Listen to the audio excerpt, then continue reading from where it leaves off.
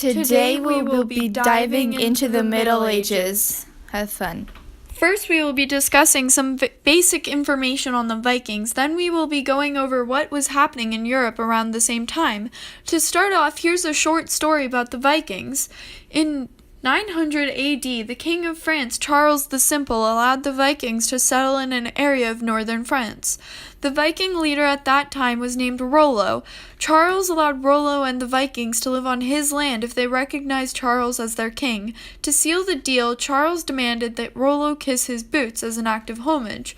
As Rollo knelt, he grabbed underneath the king's boot with both hands and flipped him to the ground. The Vikings apparently bowed to no one, including the King of France. Here are some facts about the Vikings. The Vikings were the ones to establish Dublin in Ireland. The Vikings bowed to no one, which is what the previous story was about. They were skilled sailors and warriors. People thought they were unstoppable, so they let them settle wherever they wanted. The Normans originated from Vikings converted to Christianity that spoke French.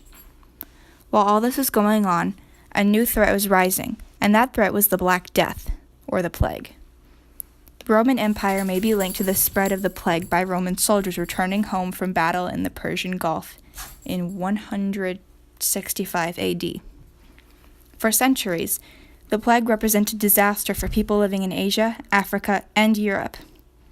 Because they did not know what caused it, the plague outbreaks caused massive panic in cities or countries where it spread.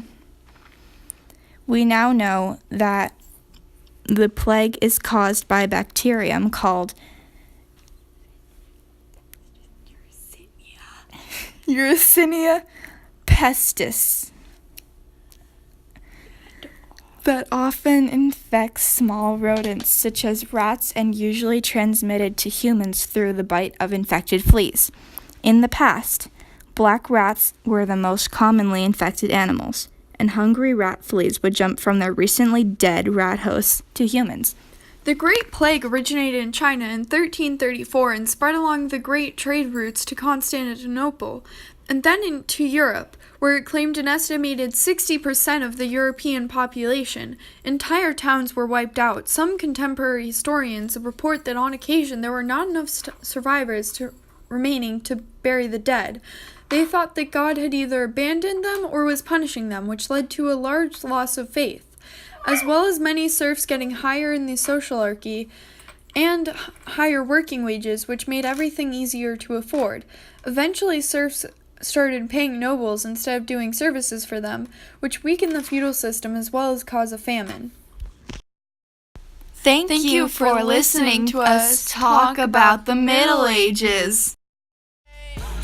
Shoot us down, we're down to die, down to die. No, we're down to shoot, but y'all ain't gotta do it, say when.